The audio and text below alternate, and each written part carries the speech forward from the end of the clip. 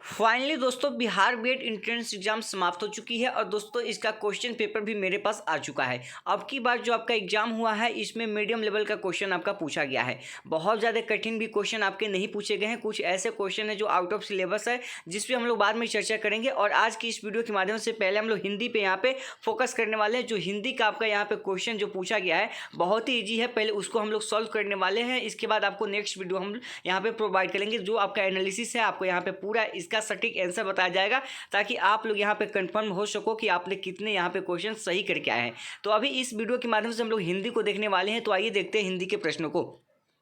दोस्तों मैंने कल भी आपको गद्यांश के बारे में बताया था और जो 90 क्लासेस लिया था वहाँ पे मैंने गद्यांश के बारे में बताया था और वहीं से क्वेश्चन आपका गद्यांश का है। और यहाँ से आप देख लो 5 नंबर का क्वेश्चन आपका पूछा गया है। देखिए छोटा सा गद्यांश है, इसको पढ़ के आपको आंसर देना था। 16 नंबर से लेकर 20 नंबर तक आपका दिया हुआ है।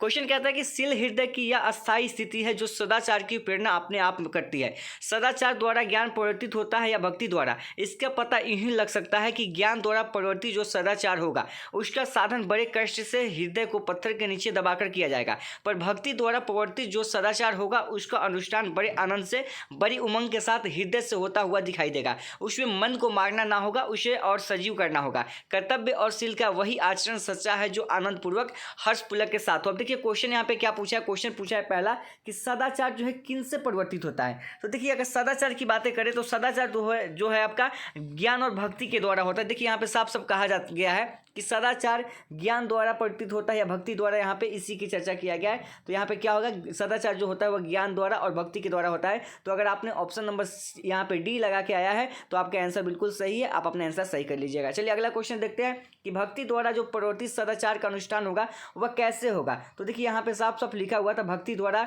जो यहाँ पे होगा सदाचार उसका क्या होगा, बड़े कष्ट से हृदय के पत्थर द्वारा होगा। ठीक है, यहाँ पे लिखा हुआ है कि इसका पता यूं ही लग सकता है कि ज्ञान द्वारा परिवर्तित जो सदाचार होगा उसका साधन बड़े कष्ट के साथ होगा।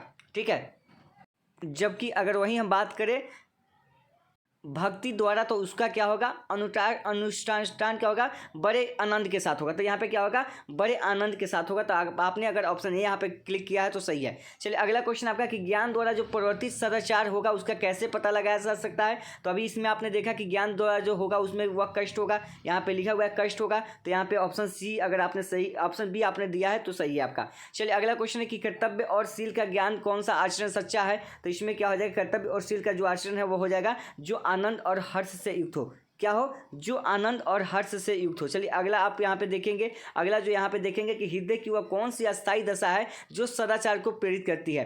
तो इसका आंसर क्या हो जाएगा, इसका आंसर हो जाएगा आपका ऑप्शन बी यानी कि शील दशा। ठीक है, यहाँ पे भी जब आप देखेंगे तो यहाँ पे लिखा हुआ शील दशा जो है, शील वही आचरण है जो आनंदपुर हर्षपूर्वक साथ हो। यहाँ पे जब आप यहाँ पे कर्तव्य और शील का आचरण यहाँ पे पढ़ेंगे तो आपको मिल जाएगा। तो ये क्वेश्चन आपका हो गया। इसके बाद जो क्वेश्चन पूछा गया था बहुत ही ईजी क्वेश्चन पूछा गया था, विलोम शब्द। और यह क्वेश्चन करवाए थे, सुधा वाला क्वेश्चन आया था, इसका क्या होता है, हलाहल होता है। ठीक है, बिल्कुल सही है। यहाँ पे क्या होता है, सुधा का क्या होता है, सुधा का जो हो जाता है आपका बिल्कुल हाल क्या है, हलाहल बोलता है। इसका अपोजिट जो होता है विलोम शब्द होता है। प्राचीन का क्या होता है, प्राचीन का देखो, प्राचीन का आपको बता देते हैं। तो दोस्तों प्राचीन का जो यहाँ पे विलोम शब्द होगा वह क्या होगा, अर्वाचीन होगा। ठीक है, ऑप्शन नंबर सी इसका राइट आंसर होगा, ध्यान रखिएगा।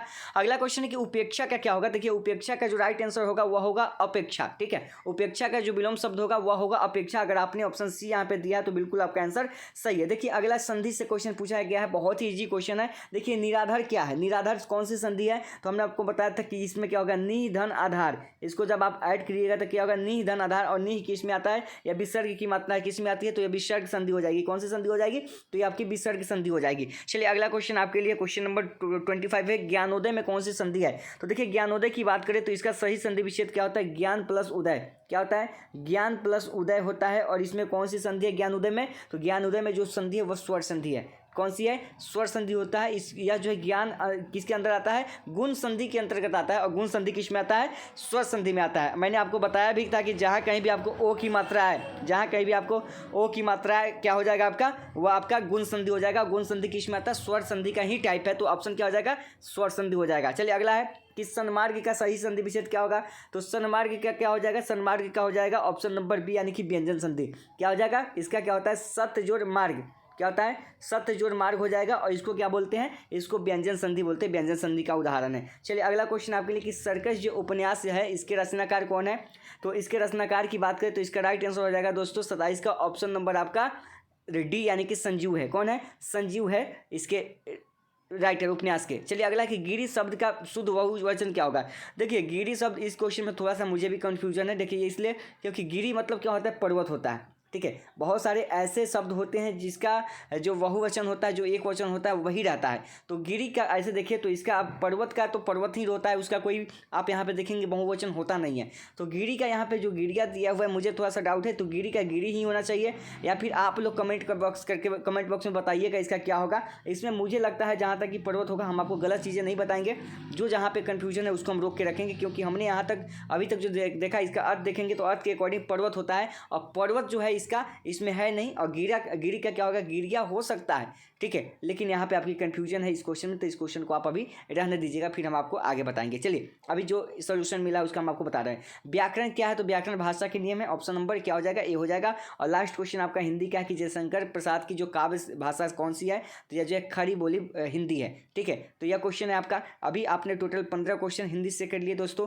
एक क्वेश्चन आपका इसमें जो है या इसमें होना चाहिए आपका, इसमें गिरिया भी हो सकता है, क्योंकि बहुवचन में क्या होता है आपको भी पता है कि बहुवचन जब बनाते समय, जैसे कि अगर लड़का है, ठीक है, लड़का है तो एक लड़का है, लड़के हो गए तो बहुत सारे लड़के हो गए, लड़की है तो एक लड़की होगी, लड़कियाँ होगी तो बहुत सारा बहुवचन होता है। लेकिन कुछ ऐसे ही शब्द होते हैं जिसमें क्या होता है ना, जिसका वही रहता है, जो एक वचन होता है वही बहुवचन रह जाता है। जैसे पानी का भी होता है, आंसू का भी होता है, उसी प्रकार से पर्वत का भी होता है। लेकिन गिरी का अर्थ भी देखेंगे तो पर्वत होता है, तो पर्वत के अकॉर्डिंग देखेंगे तो आपका ऑप्शन नंबर क्या हो जाएगा, ऑप्शन नंबर यहाँ पे बी हो जाएगा, गिरी। गिरी का मतलब क्या होता है, पर्वत होगा, तो यह गिरी आपका, यह गिरी हो जाएगा, सी हो जाएगा, ठीक है। जो यहाँ पे आपका है तो गिरी का मतलब गिरी ही हो जाएगा। चलिए तो उम्मीद करते हैं वीडियो पसंद आई हो तो लाइक कीजिएगा, फिर शेयर कीजिए। नेक्स्ट वीडियो हम अपलोड करते हैं, वहाँ पे रीजनिंग आपकी होगी, इंग्लिश भी होगी और टीचिंग एप्टीट्यूड भी होगी। तो मिलते हैं नेक्स्ट वीडियो में। जय हिंद।